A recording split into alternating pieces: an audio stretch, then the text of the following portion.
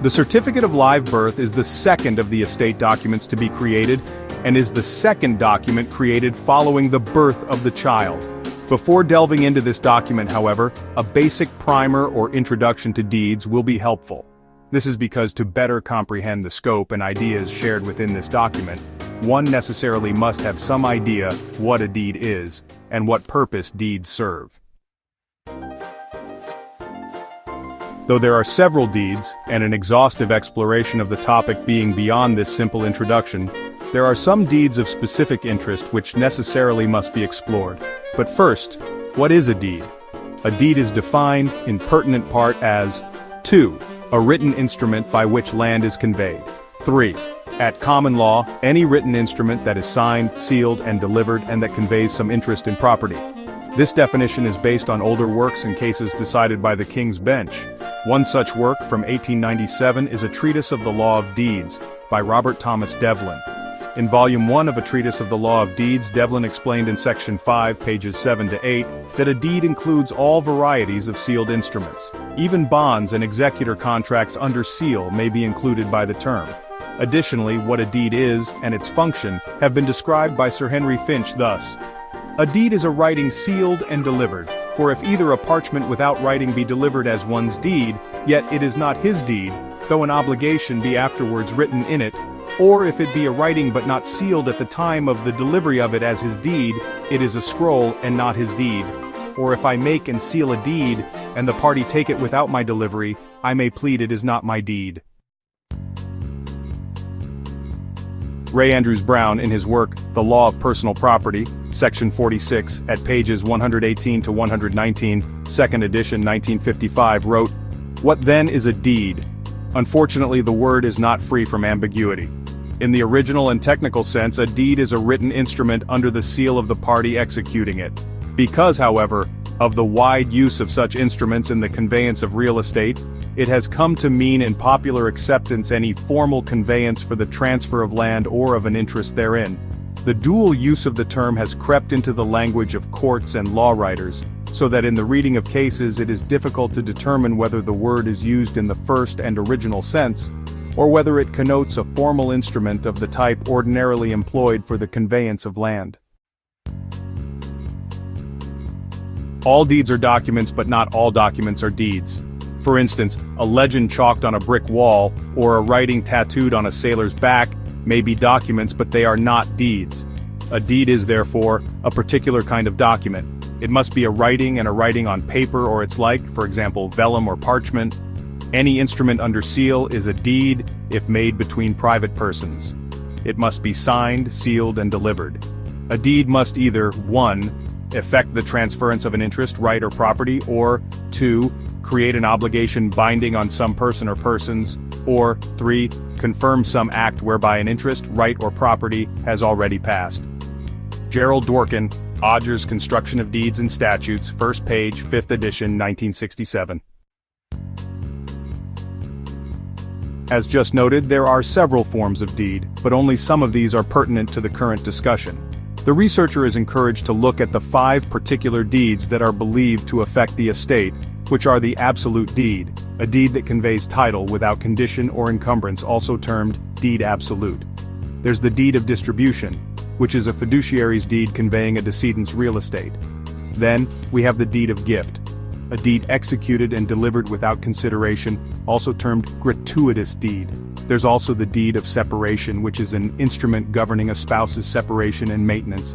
And lastly, the deed of settlement, which can be a deed to settle something, such as the distribution of property in a marriage, or, in English law, a deed formerly used to form a joint stock company. As the certificate of live birth is made on the birth of the child, this can easily be identified as a grant deed. A grant deed is a deed containing or having implied by law some but not all of the usual covenants of title, especially a deed in which the grantor warrants that he or she has not previously conveyed the estate being granted, has not encumbered the property except as noted in the deed, and will convey to the grantee any title to the property acquired after the date of the deed. However, alternatively, the birth certificate may also properly be viewed as a gift deed granting to the child its estate from the estate of the parents, more specifically from the estate of the father of the child. With this basic comprehension of deeds, we can now explore the certificate of live birth and see what this document contains, why it is there, and what the purpose of this document actually is. Looking at the certificate of live birth, a few things are noticeable from the beginning. As noted in other posts on myths, the ribbon decorations are obvious and play a central role. So it makes sense that this would gain the focus of many who would look at this document to learn its purpose and scope. The document typically holds as its first entries the name of the child. This is separated into the now universal 3-box data collection set, first name, middle name, and last name. If we look at and compare this document formatting to that of the newborn identification form, we can see how the formatting has changed. Where in the newborn identification document there is just the one name box, the new form separates this. The only real significance to this is in recognizing that there is now a set data collection set occurring, and where government forms are used, there is a specific purpose for collecting this data in this fashion. Another notable difference is that, in this birth record, the order of birth is notated for the first time. This is quite significant, and the significance of this notation is explained in another post where we will explore the field and discipline of heraldry. The next item within this document which is significant is names of the parents. The name of the father is listed first, which is not a gender slight but simply a means to link the child and the estate being created for the child to the estate of the parents. In common law and old world practice, the father as the protector would bear the responsibility for estate, and upon marriage the estate of the wife would be absorbed into the estate of the man as the familial estate. Ergo, the chief executor is listed. This also serves the purpose of the common law acknowledgement of an issue, where in the olden times the acknowledgement was publicly made before the families and the townspeople. Today, the public notice is made by this document. Next we find the use of and reference to the mother's maiden name. As set out in the post debunking the various myths a researcher will face, this has been skewed by some to support a theory that we are all in admiralty jurisdiction. However, this author believes there is a much more significant use of this information, and that it actually ties to the ancestral estate of the mother. The last section of the document that is of interest for the present discussion is the signature portion.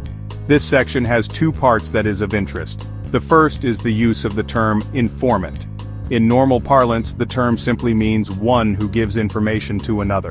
Oxford Dictionary, which some have also misconstrued. If we set aside the normal bias that is associated with the term informant, which has come to mean something very different than it did 200 years ago, we can see more clearly that the term here is used simply to denote the person giving the information on the record. This brings the document foursquare in line with the public notice and public acknowledgement scope that used to be served by other means. However, when we add to this that the information attested to on the form, and the fact of the creation is witnessed by an attendant, which, in common parlance, the term attendant means a person employed to provide a service to the public in a particular place. Oxford Dictionary and then countersigned by another public official, the registrar, we can see how this document fits squarely into the definition of a formal deed.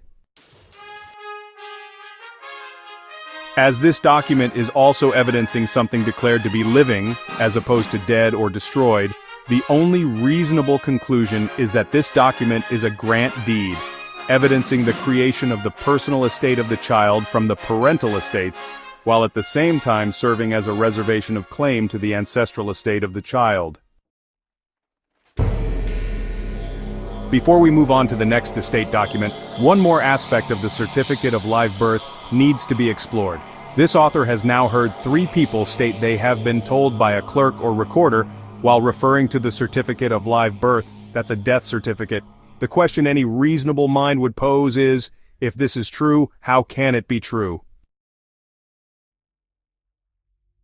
Before we move on to the next estate document, one more aspect of the certificate of live birth needs to be explored. This author has now heard 3 people state they have been told by a clerk or recorder, while referring to the certificate of live birth, that's a death certificate.